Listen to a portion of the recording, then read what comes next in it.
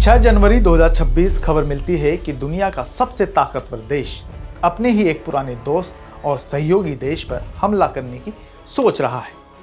मैं बात कर रहा हूं ग्रीनलैंड की। व्हाइट हाउस ने आधिकारिक तौर पर कह दिया कि ग्रीनलैंड को अमेरिका का हिस्सा बनाना अब एक राष्ट्रीय सुरक्षा प्राथमिकता है और इसके लिए सैन्य विकल्प भी मेज पर है। इस कहानी की शुरुआत होती है सिर्फ 4 दिन पहले। 3 जनवरी को अमेरिकी स्पेशल फोर्सेस सीधे वेनेजुएला में घुसती है और राष्ट्रपति मादुरो को गिरफ्तार कर लेती है। दुनिया हैरान रह जाती है, लेकिन अमेरिका का संदेश साफ होता है। अब वो ताकत का इस्तेमाल करने से हिचकिचाएगा नहीं। और इसके तुरंत बाद अमेरिका की नजर जाती है उत्तर की ओर, बर्फ से ढके ग्रीनलैंड पर। हालांकि अमेरिकी विदेश मंत्री मार्को रूबियो थोड़ी नरमी दिखाते हैं। वो कहते हैं फिलहाल सैन्य कार्रवाई की कोई तात्कालिक योजना नहीं है।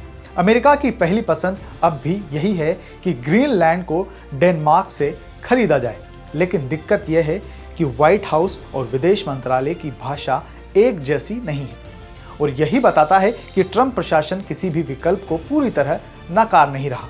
लेकिन इस कहानी में सबसे बड़ा ट्विस्ट है कनाडा।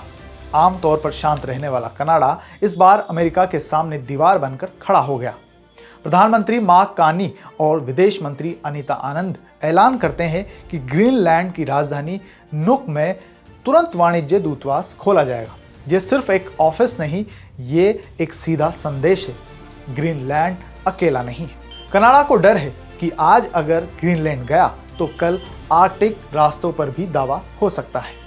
अब असली सवाल, अमेरिका को ये बर्फीला द्वीप आखिर चाहिए क्यों? क्या वहां कोई खजाना गड़ा है? तो जवाब है हाँ। पहला खजाना है पिटोफिक स्पेस बेस।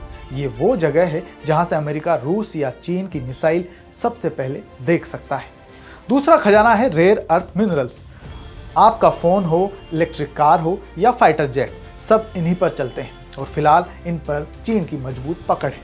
अमेरिका चाहता है ये चाबी उसके हाथ में हो। हालात इतने गंभीर हो चुके हैं कि डेनमार्क की प्रधानमंत्री मेटे फ्रेडरिक्सन साफ कह देती हैं, अगर ग्रीनलैंड पर हमला हुआ तो ये नाटो का अंत हो सकता है। सोचिए, जिस संगठन को दुनिया की सुरक्षा के लिए बनाया गया था, वही अपने सबसे बड़े सदस्य की वजह से टूटने की कगार पर पहुंच जाए। 2026 की शुरुआत ही इतनी धमाकेदार हुई है, आगे क्या होगा? क्या कूटनीति इस बर्फीले तूफान को रोक पाएगी या इतिहास एक बार फिर हमसे कोई नया अध्याय लिखवाने वाला है? इस पूरी जानकारी पर क्या है आपकी राय? नीचे कमेंट बॉक्स में जरूर बताएं।